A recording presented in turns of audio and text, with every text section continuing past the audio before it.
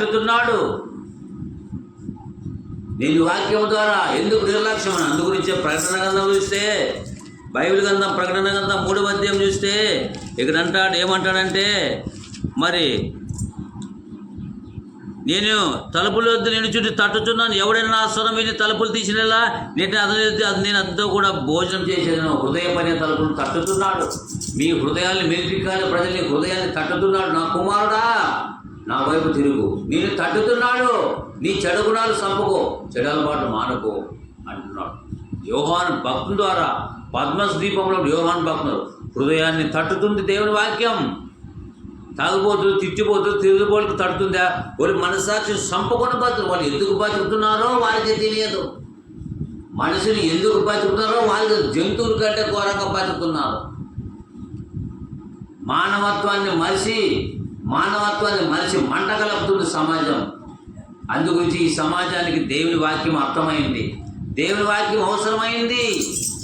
అందుగురించి అంటాడు, నా జీవితకాలం అంతా నేను యెహోవాను స్తుతించెదను అంటాడు. జీవితకాలం అంతా ఎంత? ఈ జీవితం ఎంత? 90 కీర్తన 10వ వచనం చూస్తే ఎన్నేళ్ళు బతుకమనేది దేవుడు బైబిల్లోనే రాపించాడు. ఈ జీవితకాలం మట్టుకు కడప తిబ్బలి కొరకు ఆలోచించేవాడు దేవుని రాజ్యం లేదు. ఈ జీవనోపాధి కొరకు, ఈ లోక తుచ్చమైన కోరికల కొరకు బతికేవాడు దేవుని పెట్టి కాలేడు. ఈ జీవితమే అశాశ్వతం, శాశ్వత రాజ్యం పరలోక రాజ్యం. 90 కీర్తన 10వ వచనములు చూస్తే, ప్రభువా తరతరములు మాకు నివాసస్థలం నీవే, పర్వతాలు పుట్టకు భూమి లోకములు యుగ యుగాలకు దేవుడైన ఆ దేవుని మనం నమ్ముకున్నాం, ఆ దేవుని గురించి సాటిస్తున్నాం. మరి నీవు నేను ప్రకటిస్తున్నామా? మన గొంతు ఏమైంది, మన చేతులు ఏమైంది, మన కాళ్ళు ఏమైంది? మనం బలమంతా ఆయన సమర్పించాలి. ఒక బండ పట్టే, ఏం పట్టే పట్టు, బలంగా పట్టు, నీడికి పట్టు అంటాం. దేవుని వాక్యాన్ని కూడా పట్టాలా. హల్లెలూయా.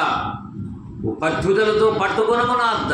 ఎప్పుడైతే పట్టుదలతో పట్టుకుంటాం కదా, కొంతమంది బండకి ఇట్లే పడతారు ఏలు మీద. ఏమయ్యా బండ బలమైంది పట్టు అంటారు. మనస్ఫూర్తిగా పడితే బండ లేచిపోతుంది. ఆ ఒక బండ అదరబదర పట్టరాదు, పట్టుదలతో పట్టాల. బండ పడితే ఒక బండ లేపాలంటే బలం ఉపయోగిస్తాం. మన ఆత్మ బలము చేత పట్టుదలతో ఆయన మాటలు పట్టుకోవాలి. మళ్ళీ చెడుతనములు, కోపము, అవిశ్వాసం, అల్పనమ్మకము, ఈ చెడుతనములు అన్నీ బయటికి పోతాయి దేవుని వాక్యానికి చోటిస్తే. అందుగురించే ఇక్కడ అంటాడు, మా ఆయుష్కాలం 70 సంవత్సరంలో, అధిక బలం 80 సంవత్సరం. అయిన వాటి వైపు ఆయాసమే దుఃఖమే. వయసు ఉన్నప్పుడు బలంగా నమ్ముకోరు, వయసు అయిన తర్వాత దేవుడు అంటారు కొంతమందిలో. కానీ ఎందుకంటే బలం ఉంటుంది రక్తములో, ఒంట్లో రక్తం ముందు ఇష్టం వచ్చినట్టు తిని తాగి ఎగరాడుతున్నారు. దేవుడు పిలుస్తున్నాడు. ప్రయాసపడి మత్తయి 11 ప్రయాసపడి భారం వచ్చిన సమస్తమైన జనులారా, మీరు నా దగ్గర రండి, నేను మీకు విశ్రాంతి. ఈ ప్రపంచంలో ఎవరు నేను నా విశ్రాంతి నీకు ఇస్తానంటాడు. ఈ లోకంలో కష్టపడితే, దేవుని కొరకు స్తుతిస్తే, నీ ఆత్మకు కొన్ని కోట్ల సంవత్సరాలు పరలోక రాజ్యం ఇస్తానంటాడు దేవుడు. మీ హృదయాలను కలవరపడనీయకుడి, మీ హృదయాలను కలవరం పెట్టుకోవద్దని నా యందు విశ్వాసం ఉంచండి అంటాడు. యోసువ 14 మొదటి వచనంలో. మరి కలవరం పెట్టుకున్నావా? 33 రకాల మనసుల ఆలోచనలు దేవుడు ఎట్లా ఒప్పుకుంటాడు? దేవునికి ఏక మనసు, ఒక పట్టుదలతో మనం నమ్మకం ఉండాలా, ఒక వైరాగ్యం కలిగి ఉండాలా, ఒక భయభక్తులుగా ఉండాలా, క్రమశిక్షణతో ఉండాలంటాడు దేవుడు. అందుగురించే దేవుని అంటాడు, నా ప్రాణమా యెహోవాను సన్నతించుము, నా జీవితకాలం అంతా నేను ఆయనే స్తుతించేదను, నేను బ్రతుకు కాలం అంతా నా దేవుడినే కీర్తిస్తాను, పాట పాడాలి, కీర్తిస్తున్నాను అంటాడు. రాజుల చేతనని కానీ నరుల చేతనని కానీ రక్షణ కలగదు. వారి నమ్మకడుకుడి, వారి ప్రాణం వెడలిపోయి వారి మంటి పాలైపోతారు. లాస్ట్కి వారిని సాయం ఉందా? రక్షణ లేదు.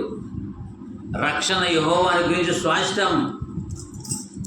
ఎందుకంటే దేవుని వాక్యం చెప్తుంది, రక్షింపబడడానికి కూర్చోం కాలేదు. యెషయా గ్రంథం చూస్తే మరి ఇక్కడ అంటాడు, ఏమంటాడంటే 59:1, రక్షింపకుండానట్లు యెహోవా హస్తం కూర్చో కాలేదు, విననేరకున్నట్లు ఆయన చెవులు మందం కాలేదు, మీ దోషములో మీకు దేవునికి అడ్డంగా వచ్చాను. రక్షింపకుండా ఆయన హస్తము పెద్దదే, పెద్ద హస్తమే, పురుషుకి చెయ్యి కాదైంది, పెద్ద హస్తం. ఎందుకంటే మన శాపాలు పాపాలు అడ్డంగా వచ్చినాయి, వాటిని రూపుమాపుకోవాలా. మీ పాపములను ముఖముకు మరుగుపరచును గనుక ఆయన ఆలకింపక ఉన్నాడు. మీ చేతులు రక్తంతో మీ వేలతో దోషము చేత అపవిత్రమై ఉన్నవి, మీ పెదవులు అబద్ధమాడుచున్నవి, మీ నాలుక కీడుని బట్టి మాట్లాడుచుని. ఎవడు నీతిని బట్టి ఎవడు సాక్ష్యం పలకడు, సత్యం బట్టి ఎవడు వ్యాజ్యమాడు. అందరూ వ్యర్థమైన మాటలు అమ్ముకొని మోసపోతున్నారు. వ్యర్థమైన మాట చూడండి, ప్రపంచం ఎవరి పట్ల నిండిపోదు. ఎన్ని అబద్ధాల మాటలు, ఎన్ని సినిమాలు, ఎన్ని సీరియళ్ళు, అంత అర్థం పర్థమైన జీవితాలు. అందుగురించి పాడు, మానవుడా కారణ జన్ముడా, ఈ జన్మకు కారణముంది, అర్థము తెలియక నీవు వ్యర్థముగా బ్రతుకకు, అర్థం తెలియక నీవు వ్యర్థముగా బ్రతుకకు, పరమార్థమున్నదని ప్రభు కొరకే బతకమని. మానవుడా కారణ జన్ముడా, ఈ జన్మకు కారణముంది, సూర్యుడెందుకు, చంద్రుడెందుకు, ఋతువులెందుకు, కాలాలెందుకు, ఉన్నవన్నీ నీ కోసమేనని, ఆ దేవుని పని నీవు చేయాలని. ఉన్నవన్నీ నీ కోసమేనని, ఆ దేవుని పని నీవు చేయాలని. ప్రభువును ప్రకటించి పాపిని రక్షించి పరలోకం చేర్చాలని, ఆ పరలోకం చేర్చాలని. మానవుడు కదా, పరలోకం చేర్చాలని నీకు బతుకు 66 పుస్తకాలు రాబోయి నీకు ఇస్తే ఈరోజు నాకు ఎన్నో పనులు బిజీ అయిపోయింది. యేసు ప్రభు కంటే బిజీ అయిపోయిన ఈ పోతుల లోకంలో. ఓ ప్రభు టీ తాగో రెండో ఆగో అని వాళ్ళు కూడా లేకపోలేదు ఈ రోజుల్లో. బిజీ బిజీ బిజీ బిజీ, సత్యంత వరకు బిజీ. అందుగురించి బిజీ. మీరంతా పని లేని వాళ్ళు, పని పాట లేని వాళ్ళు, మీరు పాపలేరు. మా బిజీ ఉన్నోళ్ళు అని మూస్తే పాతాను. ఒకనొక పట్టణం వెళ్ళి వ్యాపారం చేసి డబ్బులు సంపాదించుకొని చెప్పుకున్న వారులారా, రేపేమి సంభవించడం మీకు తెలియదు. మీ జీవం ఏ పాటిది, మీరు కొంతసేపు కనబడి అందులో మాయమయ్యే అవిని వంటి వారే. ఎందుకు దేవుని స్తుతించకూడదు, ఎందుకు కనపరచకూడదు? అందులో ఉండి అందులో మాయమయ్యే అవిని వారు. ఎందుకొరకు ఈ తపన, ఈ మాయలోకంలో ఎందుకొరకు తపన? దేవుడు దావీదు భక్తుడు అంటాడు, నా ప్రాణంతో యెహోవాను సన్నతించుము, నా జీవితకాలం అంతా నేను ఆయన్నే ప్రకటిస్తానంటాడు. మనం ఆవుల భాగం కూడా లేవు ఈ భూమి మీద బతుకు. కొద్దికాలం వయసు అంతా బలమంతా కుటుంబాలకి, భార్య పిల్లలు సంపాదించుకోవడానికి, సాకడానికి, పిల్లలు పెంచడానికి, దీనికే సమర్పించే మన బతుకు. మన ఆత్మ చనిపోతే పిల్లలు రక్షిస్తారా? రక్షించరదు. మన ఆత్మ మోక్షంలో నడిపించే ఆయన్ని మాత్రమే పూజించాలా, ఆరాధించాలా. అందుగురించే రక్షింపకుండా నా హస్తం తక్కువ కాలేదు. మీ దోషములు దేవునికి అడ్డంగా వచ్చాను, వినేందుకు మందం కాలేదు నా చెవులు.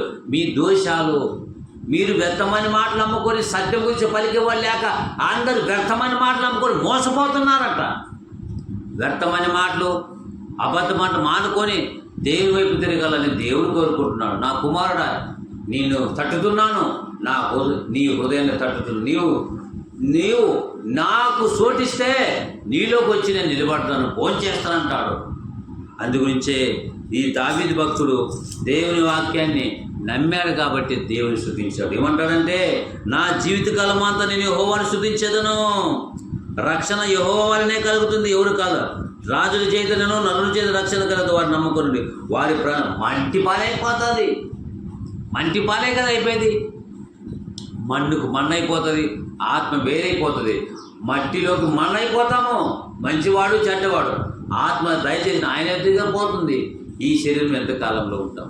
ఎంతకాలం ఈ మమకారాలు, ఎంతకాలము బహుబంధాలు, ఎంతకాలము ఆయన దేవుని స్తుతించాలి, దేవుని నమ్మాలంటాడు. అందుగురించే ఆయన ఆకాశం, భూమి, సముద్రమును దానిలోని సముద్రమును సృజించిన వాడు, ఆయన ఎన్నడూ మాట తప్పని వాడు.